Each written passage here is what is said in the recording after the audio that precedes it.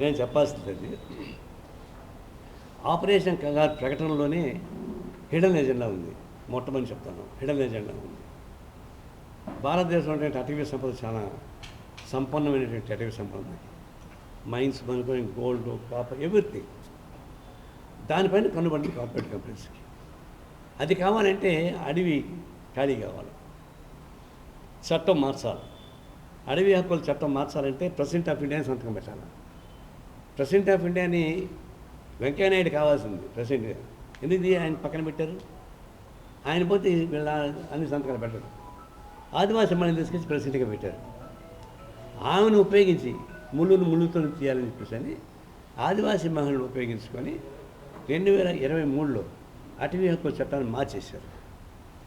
ఇప్పుడు కార్పొరేట్ కంపెనీస్కి ఇవ్వడానికి సిద్ధపడుతున్నారు. వాళ్ళు ఇవ్వాలంటే అక్కడ గిరిజనులు ఉండకూడదు, నక్సలైట్లు ఉండకూడదు. నక్సలైట్ ఉంటే నక్సలైట్ గిరిజన సపోర్ట్. ఈ భూమి వాళ్ళకి హ్యాండ్ ఓవర్ చేయడం సాధ్యం కాదు. కాబట్టి ఆపరేషన్ కగార్ అనే పేరుతోటి పైకి నక్సలైట్ని మేము నక్సల్ ఫ్రీ ఇండియా అని ప్రకటించాడు. ఈ మార్చి 2026 మార్చికంతా ఫ్రీ చేస్తానన్నాడు. నేను చెప్పానంటే నక్సల్ ఫ్రీ ఇండియా గారికి కావాల్సింది పావర్టీ ఫ్రీ ఇండియాని ప్రకటించు. దారిద్ర్యం ఉన్నంతకాలం, అసమానతలు ఉన్నంతకాలం నక్సలైట్ పెద్ద కానీ ఇంకొక పెద్ద వస్తూనే ఉంటారు. ఎవరో ఒకడు ఏ శక్తి ఒకటి వస్తున్నాడు, ఆ శక్తి ఆగదు. ఈ సమస్యల పరిష్కారం అయితే అవే పోతాయి. మీరు ఇక్కడేమో దారిద్ర్యాన్ని పెంచి మీరు నక్సల్స్ ఉండడానికి వెళ్ళారంటే ఆ ఉద్దేశం సంపన్న వర్గాలకి అటవీ సంపద అప్పగించడానికి ఉపయోగపడే పద్ధతిలో ఆపరేషన్ కాగారని పేరు పెట్టి నక్సలైట్లను చంపేస్తాను. ప్రపంచంగా ఎలక్ట్రిక్ గవర్నమెంట్ మీరు చంపేస్తాను చెప్తానండి. ఒక హిట్లర్ చెప్పాడంతే.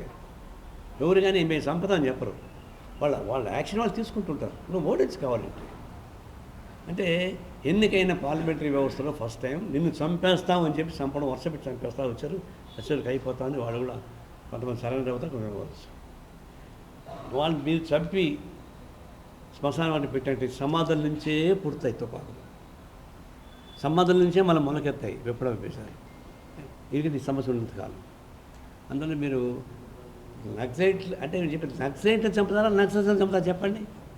నక్సలైట్ అంటే వ్యక్తులు, నక్సల్స్ ఒక థియరీ, ఇంటర్నేషనల్ నేషనల్ థియరీ. మీరు నక్సల్ని చంపలేరు, మీ చేత కాదు. మీరు తల కింద పెట్టి కాళ్ళు పైకి తప్పచ్చు, నక్సల్ని చంపలేరు. నక్సలైట్ని చంపచ్చు, మనుషులను చంపచ్చు. కాబట్టి మీరు ఊరికి ఆ సునక ఆనందం పొందబాకండి.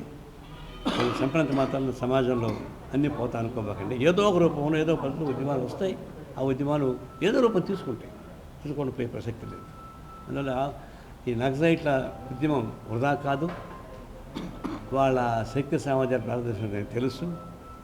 తాత్కాలిక సమస్యలు వచ్చాయి. మేము మొట్టమొదటి చెప్తున్నాం, మీరు ఆయుధాలు పెట్టి రండి, జనసేనతో కలిసి ఉద్యమాలు సాగిద్దామని మళ్ళీ అప్పీల్ చేస్తున్నాం. అంత ఇంత మిగిలినవాడు కూడా అధిక బయటకు వచ్చి వామపక్షపాత చేతులు కలిపి ప్రజా ఉద్యమంలో పాల్గొని ప్రజా ఉద్యమం ద్వారానే ఈ ప్రభుత్వాన్ని మార్పు తీసుకురావాలి తప్ప కొంతమంది అడుగులో ఉన్న సాధ్యం కాదు. కాబట్టి ఆచరణ అనుభవం వచ్చింది కాబట్టి ఆ మార్పు తీసుకురావడం మంచిది. ప్రభుత్వం కూడా వాళ్ళు అణిచిపోయారు కాబట్టి మా ఇష్టం వచ్చేట్టుగా చేయాలంటే అది కుదరద్దు, జాగ్రత్తగా చెప్తారు.